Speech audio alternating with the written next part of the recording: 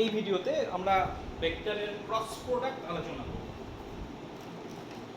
Cross product মানে কি, অর্থাৎ দুটি ভেক্টর রাশিকে গুণ করলে যদি গুণফল একটা ভেক্টর রাশি হয় তাহলে সেক্ষেত্রে আমরা যেটা পাচ্ছি সেটাকে বলা হচ্ছে vector cross product.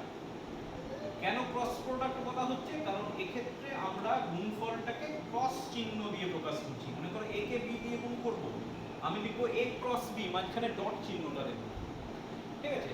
Best example হচ্ছে টর্ক। টর্ক হচ্ছে একটা ভেক্টর রাশি, সাধারণত টাউ দ্বারা প্রকাশ করা হয় এবং লেখা হয় এইভাবে r cross f, where f is force and r is the position vector। তাহলে দেখো দুটো ভেক্টরকে গুণ করেছি, গুণফলও একটা ভেক্টর রাশি পাচ্ছি, তাহলে সেখানে মাঝখানে গুণফলটাকে আমি ক্রস দিয়ে প্রকাশ করব। আরেকটা হতে পারে অ্যাঙ্গুলার মোমেন্টাম, কৌণিক ভরবেগ। Angular momentum in general represented as L, এটাকে লেখা হয় r cross p, where p is the linear momentum, রৈখিক ভরবেগ, আর rটা হচ্ছে তোমার পজিশন ভেক্টর। ঠিক আছে? তাহলে দুটি ভেক্টরকে গুণ করলে যদি গুণফল ভেক্টর রাশি হয় সেক্ষেত্রে আমরা বলবো সেটাকে ভেক্টর প্রোডাক্ট বা ক্রস প্রোডাক্ট, এবং সেক্ষেত্রে চিহ্নটাকে আমি ক্রস দিয়ে প্রকাশ করব। আচ্ছা, কাকে বলে বা এক্সপ্রেশন কি? যদি a আর b দুটো ভেক্টর হয় এবং ভেক্টর দুটির মধ্যবর্তী কোণ যদি থিটা হয় তাহলে লেখা হয় a cross b equal to magnitude of a, magnitude of b into sin theta. এবার তুমি খেয়াল করে দেখো, আগেরটাই ছিল ডট প্রোডাক্ট এবং করেছি, তখন লিখেছিলাম ab cos থিটা, এটা হয়ে যাচ্ছে ab sin থিটা। কিন্তু এটা লিখলে ঠিকঠাক লেখা হবে না। কেন ঠিকঠাক হবে না? তুমি যদি খেয়াল করো, এটা তো মডিউলাস, মডিউলাস মানে স্কেলার রাশি, এটাও হচ্ছে ভেক্টরের মডিউলাস, তাহলে এটাও স্কেলার রাশি।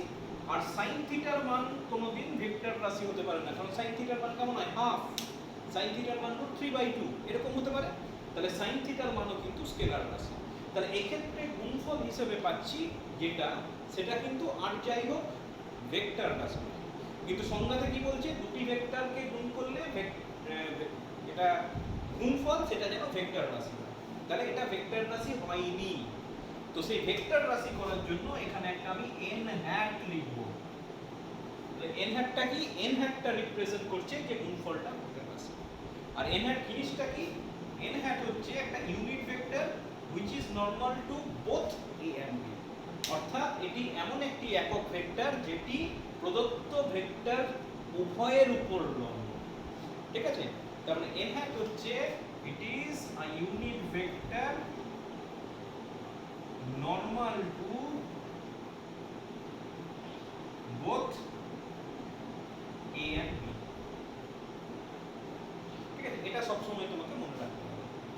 আচ্ছা, এবার তাহলে আমি এটাকে দেখাবো কি করে, কি রকম ভাবে হবে? কারণ এটার উপর লম্ব আমার দেখো এদিকেও হতে পারে, আবার এটা ভেতর দিকেও হতে পারে, দুটোই কিন্তু নরমাল হবে। AB বোর্ডের তলে আছে, তাহলে আমি যদি এই তলের উপর লম্বটা নিই, that will be the direction of n hat. তাহলে বোর্ডের উপর লম্ব বাইরের দিকেও হতে পারে, আবার বোর্ডের উপর লম্ব ভেতর দিকেও হতে পারে। কোনটা নেব সেটা তো একটা প্রশ্ন। তো তুমি নেবার পদ্ধতি হিসেবে বলে রাখি, আমাকে একটা স্ক্রু নিয়ম ফলো করতে হবে। কিরকম স্ক্রু নিয়ম ফলো করব? মনে করো এখানে আমি একটা স্ক্রু লাগালাম, স্ক্রু আছে। ঠিক আছে? কি বলেছে? a ক্রস b, তাহলে কোনখান থেকে কোন দিকে? a থেকে b এর দিকে। তাহলে আমি a থেকে b এর দিকে যাব যখন a ক্রস b বলছে। তাহলে a থেকে যদি b এর দিকে যাওয়া হয় তাহলে কোন দিকে ঘুরছি? ক্লকওয়াইজ না anti clockwise? Obviously anti clockwise. এবার তুমি ভেবে দেখো যে একটা স্ক্রুকে তুমি দেওয়ালের উপর একটা স্ক্রু লাগিয়ে রেখেছো, এইভাবে যেভাবে দেখিয়েছি। এবার স্ক্রুটাকে যদি অ্যান্টি ক্লকওয়াইজ ঘোরানো হয়, স্ক্রুটা ভেতর দিকে ঢোকে না বাইরের দিকে বেরিয়ে আসে? খুব সিম্পল। যদি আমি একটা স্ক্রুকে এভাবে রাখি, যদি ক্লকওয়াইজ ঘোরাই তাহলে স্ক্রুটা ভেতর দিকে যায়, আর যদি অ্যান্টি ক্লকওয়াইজ ঘোরাই স্ক্রুটা বাইরের দিকে আসে। যারা স্ক্রু নিয়ে কাজ করেছো তারা কিন্তু জিনিসটা খুব পরিষ্কার বুঝতে পারছো। এটা কিন্তু খুব সিম্পল ব্যাপার। একটা স্ক্রুকে যদি ক্লকওয়াইজ ঘোরাই তাহলে ভেতর দিকে ঢোকে, আর যদি অ্যান্টি ক্লকওয়াইজ ঘোরাই তাহলে বাইরের দিকে। তাহলে n হ্যাটের ডিরেকশনটা কোন দিকে হবে? এই যে আমার পেনের কালো মুখটা যেদিকে আছে সেটা হয়ে যাচ্ছে n হ্যাটের ডিরেকশন। আমি যদি দেখাতে চাই, আমি এইভাবে দেখালাম সাপোজ, তাহলে এটা হয়ে গেল তোমার n হ্যাট। ঠিক আছে? বা বলতে পারো এটা হচ্ছে a ক্রস b এর ডিরেকশন। ঠিক? তাহলে এই হয়ে গেল তোমার a ক্রস b। তাহলে প্রথমেই আমি দেখব যে এর কিছু প্রপার্টি নিয়ে আলোচনা করব। যেমন ডট প্রোডাক্টের ক্ষেত্রে আমরা আলোচনা করেছি, সেরকম ক্রস প্রোডাক্টের ক্ষেত্রেও কিছু ধর্ম বা বৈশিষ্ট্য নিয়ে আলোচনা করব। ফার্স্ট যে বৈশিষ্ট্য আছে, তোমাকে বলি vector product is not commutative, অর্থাৎ বিনিময় নিয়ম মেনে চলে না। নট কমিউটেটিভ, তুমি মনে করে দেখবে ডট প্রোডাক্ট কিন্তু মেনে চলে। তাহলে নট কমিউটেটিভ মানে কি? তার মানে হচ্ছে a ক্রস b এটা কখনোই b ক্রস এর সঙ্গে সমান হবে না, নট ইকুয়াল টু। করে দেখা যাক হবে কিনা হবে না। আচ্ছা, a ক্রস b একটু আগে লিখেছিলাম, a ক্রস b এটা হয়ে গেছিল a b sin theta n hat. আমি আর মডুলাস দিয়ে লিখছি না, যেহেতু ভেক্টর দিইনি, তুমি মনে রাখবে ওটা হচ্ছে ম্যাগনিটিউড। ঠিক আছে?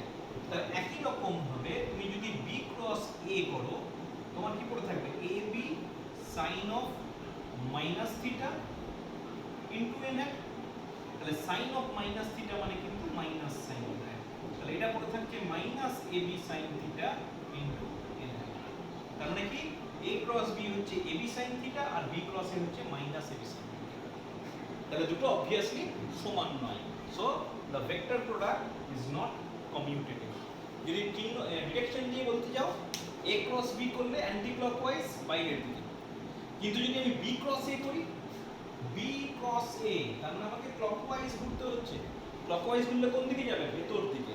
যদি উপরের দিকে ওঠাটাকে আমি এইভাবে দেখাই, তাহলে নিচের দিকের নামাটাকে আমি এইভাবে দেখাবো। তাহলে এটা হয়ে যাচ্ছে, তুমি বলতে পারো b ক্রস a এর ডিরেকশন, আর এটা হয়ে যাচ্ছে তোমার a ক্রস b এর ডিরেকশন। ঠিক আছে?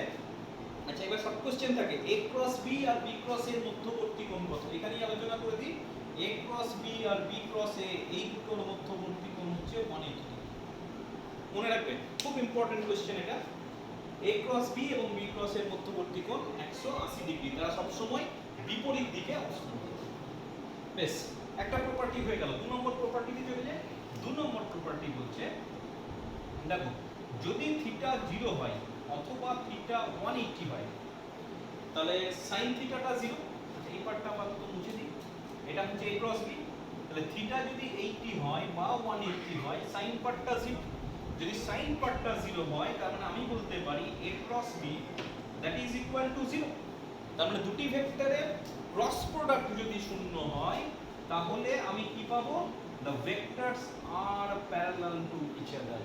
0 হলে আমরা বলি প্যারালাল, আর 180 হলে আমরা বলি অ্যান্টি প্যারালাল। ঠিক আছে? দুটোকেই প্যারালাল হিসেবে ভাবা যেতে পারে।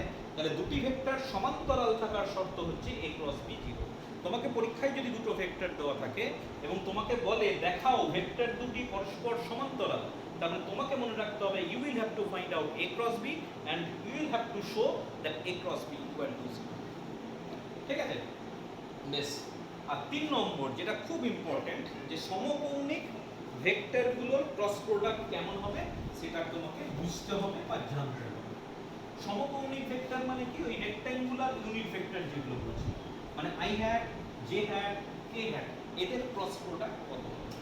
তো আমি প্রথমেই করে ফেলি i ক্রস i, আর একটা ছকটা করে ফেলছি। i ক্রস i কত হবে জানতে হবে, i ক্রস j কত হবে জানতে হবে, i ক্রস k কত হবে জানতে হবে। একই রকম ভাবে j ক্রস i কত হবে, 9টা টার্ম থাকবে। যেমন আমরা ডট প্রোডাক্টের ক্ষেত্রে জেনেছিলাম, এখানে তোমাকে ক্রস প্রোডাক্টের ক্ষেত্রেও জানতে হবে। তার কারণ হচ্ছে তোমাকে যখনই ক্রস প্রোডাক্ট বের করতে হবে, তোমার এই i j k এগুলো ভেক্টরের মধ্যে থাকবে। যদি এই নিয়মগুলো তুমি করে দিতে পারো বা জানতে পারো, তাহলে সেক্ষেত্রে তোমার ক্রস প্রোডাক্টের কাজটা সোজা হবে। তো প্রথমত বলে রাখি, আগেরটার ক্ষেত্রে যা ছিল এখানে ক্ষেত্রে সম্পূর্ণ উল্টো। কিরকম? আগের ক্ষেত্রে কি ছিল? সিমিলার ভেক্টরগুলো 1 ছিল, এখানে সিমিলার ভেক্টরগুলো 0 হবে। কেন 0 হবে আমি একটা করে দেখাই। যদি i ক্রস i করি, তাহলে ফর্মুলা থেকে কি পাচ্ছি? ab sin theta. তাহলে ম্যাগনিটিউড অফ i দুটোই i ভেক্টর, তাহলে মধ্যবর্তী কোণ কত? 0 ডিগ্রি। দেখো পড়ে থাকছে 0, তাই না? Similarly j cross j 0, k cross k 0। এবার প্রশ্ন হচ্ছে i ক্রস j কত হবে? 1 হবে না? গুণফল তো আর যাই হোক স্কেলার রাশি হবে না, তাহলে 1 কি করে হবে? ভেক্টর রাশি রাশি হতে হবে। তাহলে ভেক্টর রাশি কি হবে? তো তোমাকে বলে দিই মনে রাখার সুবিধার জন্য, এখানে বের করার কোনো ব্যাপার নেই, তোমাকে মনে রাখতে হবে কিভাবে আসছে।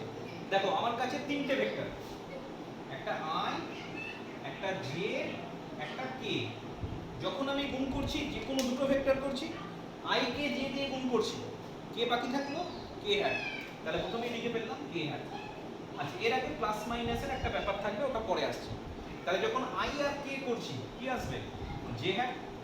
একই রকম ভাবে চলে এসো, জে আর আই আসছে তাহলে কে হ্যাট, জে আর কে আসছে তাহলে i hat, k j i hat, k i j hat. তার মানে কি, যে দুটো ভেক্টর গুণ করবে, মানে দুটো ভেক্টর যখন গুণ করবে উত্তর হবে তৃতীয় ভেক্টর। কিন্তু কোনটা প্লাস কোনটা মাইনাস সেটার একটা ব্যাপার কিন্তু আছে, সেটা তোমাকে বুঝতে হবে বা মনে রাখতে হবে কিভাবে আসছে। তো মনে রাখার সুবিধাটা বলছি, তুমি প্রথমে নিজের মতো করে এভাবে আই জে কে লিখে ফেলবে, অ্যাজ ইফ যেন ঘড়ির কাঁটা, মানে ঘড়ির একটা পার্ট, কাঁটাটা ঘুরবে এরকম একটা ব্যাপার। তো প্রথমেই বলি প্লাস মাইনাস বুঝতে হবে।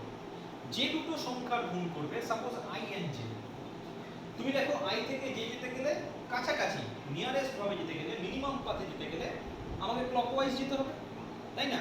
আর আই ক্রস কে যেতে গেলে আমাকে অ্যান্টি ক্লকওয়াইজ যেতে হবে। আই ক্রস কে আমি এভাবেও যেতে পারি, কিন্তু এটা মিনিমাম পাথ নয়। আমি মিনিমাম পাথ নিতে চাইছি, যে দুটো ভেক্টরের গুণ হবে সেই দুটো ভেক্টরের মধ্যে আমি একটা মিনিমাম পাথ আনতে চাইছি। কোনটা আগে কোনটা পরে সেটা গুরুত্বপূর্ণ। আই ক্রস জে, আগে আই আছে পরে জে আছে, তাহলে আমি আই থেকে জে এর দিকে যাব ইন মিনিমাম পাথ। তাহলে আই থেকে জে তে মিনিমাম পাথে যদি যেতে হয় আমাকে ক্লকওয়াইজ যেতে হচ্ছে। এবার মনে রাখবে, যদি আমার এখানে ক্লকওয়াইজ হয় তাহলে আমি প্লাস নেব, যদি আমার অ্যান্টি ক্লকওয়াইজ হয় তাহলে মাইনাস। বোঝা গেছে? এবার তুমি চলে এসো আই ক্রস কে, তাহলে আই থেকে কে তে যেতে হবে, মিনিমাম পাথে যেতে গেলে অ্যান্টি ক্লকওয়াইজ, তাহলে এখানে তোমার একটা মাইনাস সাইন আসবে। একই রকম ভাবে j cross i anti clockwise minus, j cross a clockwise, দেখে নাও j cross k clockwise, plus k cross i cross clockwise, plus k cross j anti clockwise minus. ঠিক আছে? মনে থাকবে কিভাবে করলাম, খেয়াল রেখো, মুখস্থ করতে যেও না, সবকিছু মুখস্থ করা যায় না, তাই না? এই পদ্ধতিটা মনে রেখো, এইভাবে আমি নির্ণয় করব। প্রথম হচ্ছে যে দুটো ভেক্টর ক্রস করছি, 3 নম্বর ভেক্টরটা উত্তর হবে। তারপর প্লাস আর মাইনাসটা আমি এই রুল দিয়ে বের করার চেষ্টা করব। ঠিক আছে? এবার দেখা যাক কিভাবে আমি ক্রস প্রোডাক্ট করব। মানে একটা ক্রস প্রোডাক্ট আমি তোমাকে অ্যাজ ফর एग्जांपल করে দেখিয়ে দিচ্ছি কি আসবে। আমি একটা সিম্পল ভেক্টর নিচ্ছি দুটো, সেই দুটো ভেক্টরের ক্রস প্রোডাক্ট করব। সাপোজ দুটো ভেক্টর হচ্ছে a equal to a1 i hat, a2 j hat, a3 k hat. Similarly, b equal to b1 i hat, b2 j hat, b3 k hat. ঠিক আছে? তোমাকে বের করতে হবে a ক্রস b। আমি বলে রাখি দুটো নিয়ম আমি করব, একটা সরাসরি গুণ করব, আরেকটা উপায় তোমার এখানে হতে পারে যেটা হচ্ছে ডিটারমিনেন্ট ব্যবহার করে। ঠিক আছে? সেই ডিটারমিনেন্ট ব্যবহার করে এটা পরে আসছে। আপাতত যদি a ক্রস b সিম্পল নিয়মে করি, তাহলে পাশাপাশি গুণ হবে, এটাকে এটা দিয়ে গুণ। এবার যখন গুণ করব, গুণ করার নিয়ম যেমন তোমরা করেছো স্কেলারে, প্রথমে এটা দিয়ে তিনটের ক্রস হবে, তারপর এটা দিয়ে তিনটের ক্রস হবে, তারপর এটা দিয়ে তিনটের ক্রস হবে, তার মানে তোমার 9টা টার্ম হবে। আমি লিখে ফেলি, প্রথমে এটার সঙ্গে এটা, তাহলে পুরো থাকছে a1 b1 i cross i। দেখে নাও a1 b1 i cross i, এটার সঙ্গে এটা হয়ে গেল। এবার এটার সঙ্গে এটা, তাহলে পুরো থাকছে a1 b2 i cross j, দুটো টার্ম। তারপরে a1 b3 i cross k, দেখো ঠিক হলো। সিমিলারলি এবার তুমি এটা দিয়ে a2 দিয়ে, a2 এর সঙ্গে এবার এটা, তাহলে পুরো থাকছে, আমি লিখে ফেলছি a2 b1 j cross i, a2 b2 j cross j, a2 b3 j cross k। খাতায় লিখে করবে, এভাবে দেখে যাবে না, খাতায় লিখে না করলে তুমি বুঝতে পারবে না। নেক্সট a3 দিয়ে a3 b1 k cross i, a3 b2 k cross j,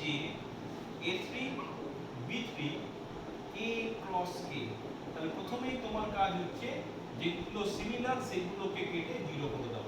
আগেরটায় যেমন 6টা টার্ম বাদ যাচ্ছিল, এখানে 6টা টার্ম বাদ যাবে না, 6টা টার্ম এক্সিস্ট করবে, তোমার 3টে টার্ম কেটে যাবে। এবার মান বসাও। তাহলে আমার পড়ে থাকছে প্রথমে a1 b2 i cross j মানে k hat, a1 b3 i cross k, এটা কিন্তু অ্যান্টি ক্লকওয়াইজ, তাহলে এটা হয়ে যাচ্ছে a1 b3 j hat, i minus i নিয়ে এলাম। আচ্ছা এখানে আছে a2 b1 j cross i, এটাও অ্যান্টি ক্লকওয়াইজ, তাহলে a2 b1 k হ্যাট। আচ্ছা a2 b2 0 হলো, a2 b3 j cross a clockwise, তাহলে i hat plus a3 b1 k cross, এটাও তোমার clockwise, a3 b1 j hat, এটা হয়ে যাবে a3 b2 k cross j মানে i হ্যাট। আচ্ছা k ক্রস j এটা অ্যান্টি ক্লকওয়াইজ, মাইনাস 6টা টার্ম এক্সিস্ট করলো। দেখো দুটো i আছে, দুটো j আছে, দুটো k আছে, তাহলে i হ্যাটের টার্মগুলো আগে লিখি। দেখো মনে রাখা খুব কঠিন কিছু নয়, এটা হয়ে যাবে a2 b3 minus a3 b2 into i hat. আচ্ছা j হ্যাটটা করি, j হ্যাটটা আমি এভাবে করতে পারি, যদি প্লাস নিই মাইনাস নেওয়া হয়, ইন জেনারেল লেখা হয় এভাবে a1 b3 minus a3 b1 into j hat plus a1 b2 minus a2 b1। ঠিক আছে, তুমি যদি মনে রাখতে পারো এটা হচ্ছে ফর্ম যে a2 b3 a3 b2, a2 b3 minus a3 b2, তারপরে মাইনাস চিহ্ন দিয়ে a1 b3 a3 b1, a1 b3 a3 b1, খুব মনে রাখা কঠিন ব্যাপার নয়। এটা দিয়েও তুমি ভেক্টরের গুণফল ক্রস গুণফল বের করতে পারো। আরেকটা নিয়ম আছে, সেই নিয়মেও কিন্তু করে ফেলা যায়, সেটা একটা উদাহরণ দিয়ে করে দেখাই। তোমাদের যেটা সুবিধা মনে হবে তোমরা সেই প্রসেসেই করতে পারো, আমি বলবো সেকেন্ড প্রসেসটাতে করতে। তাহলে সেকেন্ড প্রসেসটা ভালো করে আরেকটু বুঝে নিও, এটা তুমি দেখে নেবে, বুঝতে খুব একটা অসুবিধা হওয়ার কথা নয়। সেকেন্ড প্রসেস একটা উদাহরণ দিয়ে করে ফেলা যায়। আচ্ছা একটু ভালো করে বুঝে নেবে, কারণ এই ক্রস প্রোডাক্টটা কিন্তু পরীক্ষায় বিভিন্নভাবে বের করতে দেয়, যে দুটি ভেক্টর সমান্তরাল হওয়ার শর্ত, সমান্তরাল কিনা দেখাও, ক্রস প্রোডাক্ট করতে হবে। সুতরাং সব কিছুতেই তোমার ক্রস প্রোডাক্ট লাগবে। আচ্ছা যেমন দেখো এখানে দিয়েছে a vector equal to 2i hat plus 3j hat minus 2i hat plus 3j hat plus 4k hat, আর b ভেক্টর ইকুয়াল টু দেওয়া আছে i hat minus j hat plus k hat, i hat minus j hat plus k hat। তোমাকে cross product বার করতে হবে। তাহলে প্রথমে যখনই আমি লিখব a cross b, determinant c লিখেছো, দুদিকে দুটো দাগ থাকে, 3 into 3 বা 3/3 ডিটারমিনেন্ট লিখব। প্রথম রোটা সবসময় হবে i hat j hat k hat, first row i hat j hat k hat, second rho a এর কোএফিশিয়েন্ট গুলো i hat j hat k hat এর কোএফিশিয়েন্ট, i hat এর কোএফিশিয়েন্ট 2, এটা 3, এটা 4, তাহলে a এর জন্য কোএফিশিয়েন্ট গুলো হচ্ছে 2 3 4। নেক্সট হচ্ছে b, b এর জন্য কোএফিশিয়েন্ট হচ্ছে 1 -1 +1। ঠিক আছে, নেক্সট হচ্ছে i hat, একটা ছোট্ট ডিটারমিনেন্ট হবে 2/2, পরেরটা মাইনাস হবে, j hat একটা ছোট্ট ডিটারমিনেন্ট হবে, k hat একটা ছোট্ট ডিটারমিনেন্ট হবে। এবার এই ডিটারমিনেন্টগুলো কিভাবে বের করব? যখন i hat আছে তুমি মনে মনে i এর করসপন্ডিং রো আর কলাম কেটে দেবে, দেখাবে না পেন্সিলে। সাপোজ তুমি i যে রোতে আছে সেই রোটা কেটে দাও, যে কলামে আছে সেই রোটা কেটে দাও। দেখো একটা 2/2 ম্যাট্রিক্স পুরো থাকছে, তাহলে 3 4 -1 +1 হয়ে গেল। j hat, যখন j hat করব j এর করসপন্ডিং রো করসপন্ডিং কলাম কাটবো, যে রোতে আছে সেই আর যে কলামে আছে সেই দুটো কেটে দাও। তাহলে দেখো পড়ে থাকে 2 4 1 1, তাহলে 2 4 1 1। যখন k hat করব k hat এর করসপন্ডিং রো আর কলাম কেটে দেব, তাহলে 2 3 1 -1 2 3 1 -1, তাহলে দেখো পড়ে থাকছে i hat। আচ্ছা এটাই কি করবে? বজ্র গুণন, প্রথমে উপর থেকে নিচ, নিচ থেকে উপর, মাঝখানে মাইনাস সাইন। আরেকটা মনে করে দেখো বজ্র গুণন পদ্ধতিটা এরকম ছিল, তাহলে 3 কে 1 দিয়ে গুণ, 3 মাইনাস 4 ইনটু -1, তাহলে -1 minus j hat 2 into 1 2 minus 1 into 4 4 plus k hat 2 into minus 1 minus 2, তারপরে 1 ইনটু 3 মাইনাস 3, তাহলে পড়ে থাকছে 7i হ্যাট, এটা মাইনাস 2 আসছে, তাহলে প্লাস 2j হ্যাট, ওটা আসছে মাইনাস 5। ক্যালকুলেশন তুমি দেখে নেবে, এদিক ওদিক হতে পারে, পদ্ধতি হচ্ছে এটা। ঠিক আছে, খুব কঠিন কিছু নয়, তোমাদের রিটার্নমেন্ট আশা করছি অঙ্কে হয়ে গেছে, তাহলে খুব সহজ হবে। আমার মনে হয় this process is much better than earlier process. তুমি যে কোনো পদ্ধতিতে করতে পারো, তুমি সেম জিনিস একবার ওই a ক্রস b যেটা আগের পদ্ধতি করলাম a2 b3 3 into 1 minus a3 b2 minus 4 into minus 1 minus minus করলে প্লাস 4, দেখো 3 আর 4 এ 7 হয়ে গেল, দেখো 7 আসে। এবার তুমি কি করবে a1 b3 minus a3 b1 a1 b3 minus a3 b1 minus 2 আসছে, মাইনাস মাইনাস প্লাস হয়ে গেল, এখানে মাইনাস ছিল প্লাস হয়ে গেল, বাকিটা তুমি একইভাবে করতে পারো। কোন প্রসেসে করছো দ্যাট ইজ নট ইম্পর্টেন্ট, তুমি ঠিকঠাক করছো কিনা দ্যাট ইজ ইম্পর্টেন্ট। তাহলে তুমি এটা করে ফেলবে, পদ্ধতি করে দেওয়া হলো। আচ্ছা, এই ভিডিওতে আরেকটা ছোট পার্ট করব যেটা পরীক্ষায় খুব আসে, যে তাৎপর্য, ক্রস প্রোডাক্টের তাৎপর্য, physical significance of cross product. আচ্ছা, এটা একটু ছোট্ট করে আলোচনা করে নিই, এটা খুব সহজ ব্যাপার। কি বলছে, মনে করো দুটো ভেক্টর আছে, suppose a is a vector and b is another vector, the angle between them is theta। ঠিক আছে, এবার বলছে তুমি যদি a ক্রস b বের করো তুমি ফিজিক্যালি কি পাও, এটা হচ্ছে প্রশ্ন। তো আমি কি করলাম, যে a আর b কে ধরে নিলাম একটা সমান্তরিকে দুটো সন্নিহিত বাহুকে প্রকাশ করে, টু ক্লোজ লাইনস, মানে বলতে পারো যে two vectors represents two sides of a parallelogram, adjacent sides of a parallelogram. তুমি কি করলে, এখান থেকে একটা প্যারালোগ্রাম কমপ্লিট করে ফেললাম। তুমি একটা নাম দিলে দিয়ে দাও, সাপোজ এটা ও এ ছিল, এটা এ ছিল, এটা বি ছিল, সাপোজ এটা ডি দিলাম। তাহলে আমি কি বললাম, এ আর বি যে দুটো ভেক্টর ছিল সেটা একটা সমান্তরিকে দুটো সন্নিহিত বাহুকে প্রকাশ করে। আমি কি করলাম, এই কর্ণটা টেনে ফেললাম। যদি টেনে ফেলি তাহলে দুটো ত্রিভুজ পাচ্ছি। দেখো এখন যদি তুমি সমান্তরিকের ক্ষেত্রফল বের করো, ক্ষেত্রফল ও এরিয়া ও এ ডিবি, এটাকে আমি লিখতে পারি 2 into area of triangle O A B. এটা নিয়ে খুব বেশি কনফিউশন থাকার কিছু নেই, আমরা জানি যে ডায়াগোনাল ইকুয়ালি ইন্টারসেক্ট করে, সমদ্বিখণ্ডিত করে, তাহলে 2 ইনটু লিখতে পারি। এবার ত্রিভুজের ক্ষেত্রফল কি বোঝায়, ত্রিভুজের ক্ষেত্রফল বোঝায় হাফ ইনটু ভূমি ইনটু উচ্চতা, half into base into height বা পারপেন্ডিকুলার, এটা করে থাকছে 2 ইনটু হাফ, ভূমি হচ্ছে ও এ, লম্ব হচ্ছে বিই, দেখে নাও হলো। আচ্ছা 2 2 কেটে গেল, আর এটা করে থাকছে ও এ ইনটু, আচ্ছা বিইটাকে দেখো তো সাইন থিটা, এখানে ব্র্যাকেটের মধ্যে থাকবে, আমরা এখানে করে দেখাচ্ছি। যদি আমি সাইন থিটা বের করি, সাইন থিটা মানে হচ্ছে BE by OB, height by hypotenuse, তাহলে বিই জায়গায় লিখতে পারি ওবি সাইন থিটা। এবার দেখো ও এর মান কত এ, ওবি এর মান কত বি, তাহলে এটাকে আমি লিখতে পারি এবি সাইন থিটা, তাই না? এবার এবি সাইন থিটাকে আমি লিখতে পারি, দেখো এ ক্রস বি, এ ক্রস বি লিখতে পারতাম যদি এখানে এন হ্যাট থাকতো, এন হ্যাট নেই, আমি কি করলাম দুদিকে মডুলাস দিয়ে দিলাম। দুদিকে মডুলাস দেওয়ার মানে কি, এ বি এর এ ক্রস বি এর মান, এটাই হচ্ছে এ ক্রস বি এর মান। যদি এন হ্যাটটাকে বাদ দিতে চাই মডুলাস দিতে হবে। তার মানে কি, এ ক্রস বি এর আমাকে কি দিচ্ছে, আমাকে যদি ক্রস প্রোডাক্ট করি তার মডিউলাস করি, সেটা আমাকে কি দিচ্ছে, এরিয়া অফ দ্য প্যারালেলোগ্রাম। কোন প্যারালেলোগ্রাম, ভেক্টর দুটি যে সমান্তরিকের দুটি সন্নিহিত বাহুকে প্রকাশ করছে সেই সমান্তরিকের ক্ষেত্রফল হয়ে যাচ্ছে a ক্রস b এর ম্যাগনিটিউড। ঠিক আছে, মানে if two vectors a and b represents two adjacent sides of a parallelogram, then the area of the parallelogram is given by the magnitude of the cross product. এইটা হচ্ছে তোমার significance, physical significance বলো, geometrical significance বলো, যা বলবে সেটা হচ্ছে এটা। আচ্ছা, পরীক্ষায় অনেক সময় a আর b দেওয়া থাকবে, তোমাকে বলবে find the area of the parallelogram represented by two adjacent sides whose adjacent sides are represented by a and b। অর্থাৎ a আর b দেওয়া থাকলো, নিয়ে বললো a আর b কোনো একটা সমান্তরিকে দুটো সন্নিহিত বাহু প্রকাশ করছে, তুমি a ক্রস b, তুমি সমান্তরিকটির ক্ষেত্রফল নির্ণয় করো। তখন তোমাকে a ক্রস b বের করতে হবে, শুধু বের করলে হবে না, লাস্টে মডিউলাস করে দিতে হবে।